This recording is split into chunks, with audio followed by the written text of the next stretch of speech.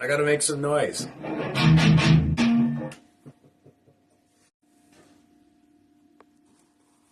I gotta play the riff. No, that's not helping.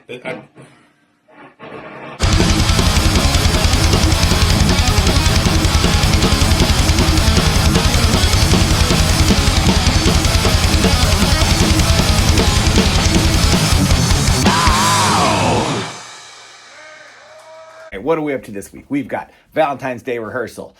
We've got to work on new material. We have to prep for recording. So getting back in or getting into the studio. The only thing we've done so far is the live off the floor thing at Ryfield. So yeah, we're really excited to get in there and really record this music. So it's a lot of prep work for that. And we are also moving the vlog. So KilloTV will be on Monday next week. And then we're going to start on Mondays from then on. All right, let's get to work. Very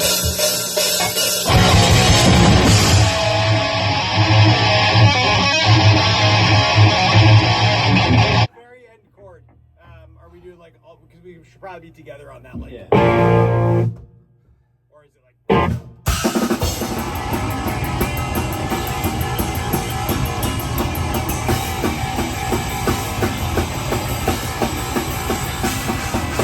Ref of the Week?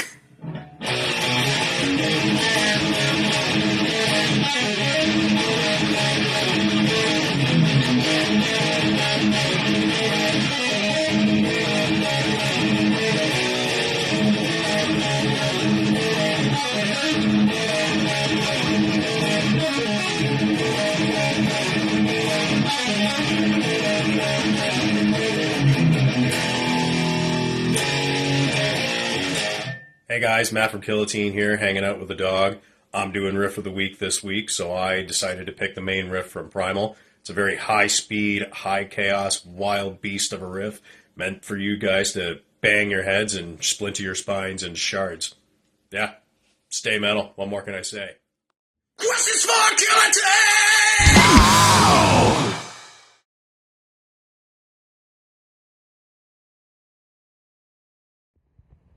Black Sabbath.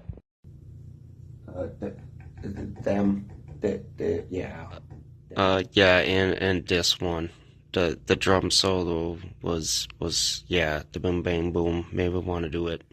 I started playing guitar about 10 years old, and I didn't really have much of a reason but to do it, other than I just thought it was a cool thing to do, and I thought it would be fun. But I definitely have to say, by the time I was in high school, that's really when I started getting into music, and I think what did it was getting my hands on the Master of Puppets CD. And back in high school, our library had like a magazine section, and there was like a Guitar One magazine there that had a Master of Puppets tab in it. So I ripped that out, took it home, and to this day, that's my warm-up song all the time. So I don't know what happened. I was like 12 or something. I heard Tonight by Smashing Pumpkins. I saw the video for it and heard the song, and then was like, I need to play music. Just need to. Like, it was just a thing that needed to happen. And then a second kind of like moment happened where I'd been playing guitar for a little bit. And then I went into Mike's Music in Thorold, Ontario, Canada. Mike Palermo owns it. And he's like, try out this guitar. And it was the John Petrucci signature.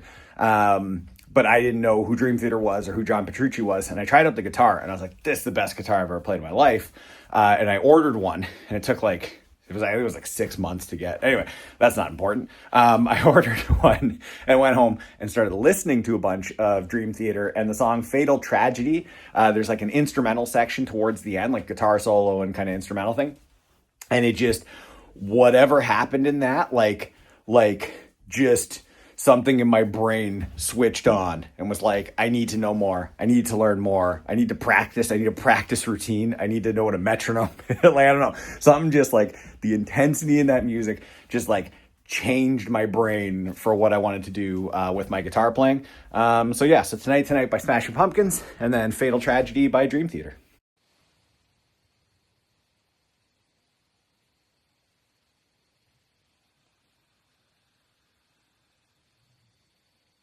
Skillotine.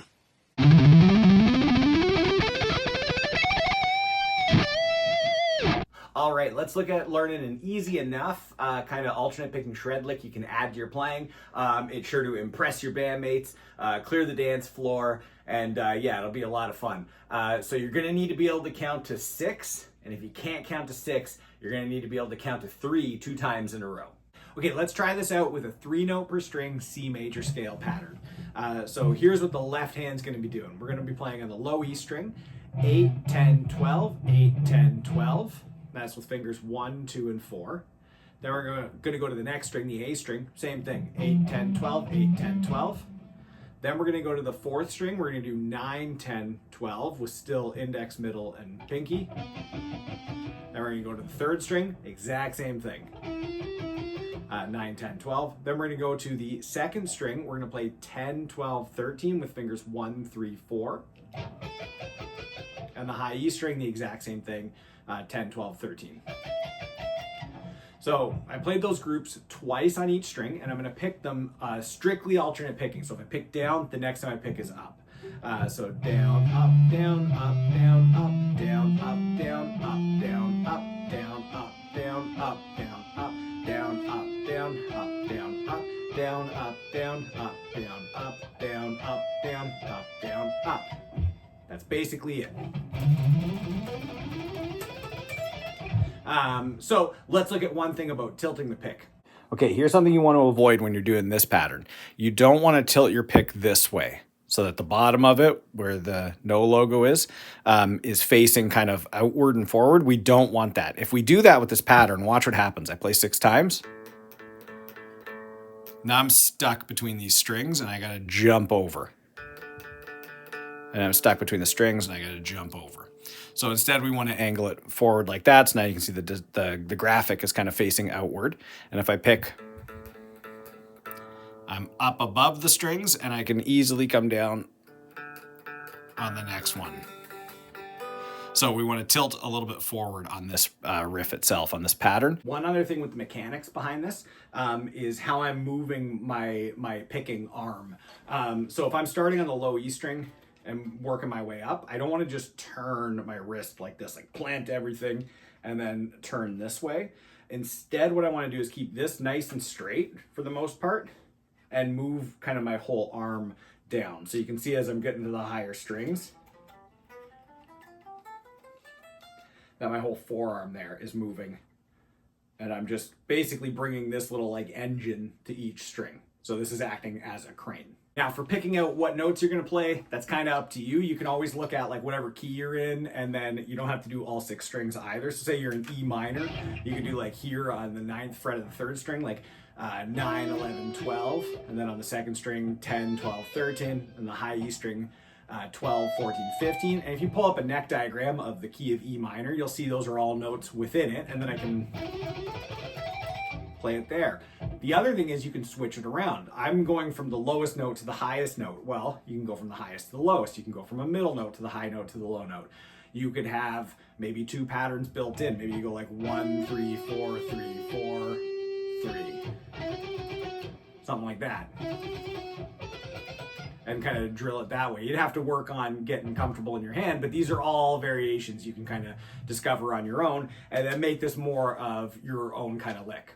All right, that's it for Skillotine this week on KilloTV. If you have any like guitar questions or any instrument questions, put them in the comments there. And if you got like certain things you want me to talk about teaching, put it in the comments. Yeah, have fun with that. And then just make sure you can hear the beat of the tune. You can hear like the 6s or the 3s in between, and then you can use this lick anywhere.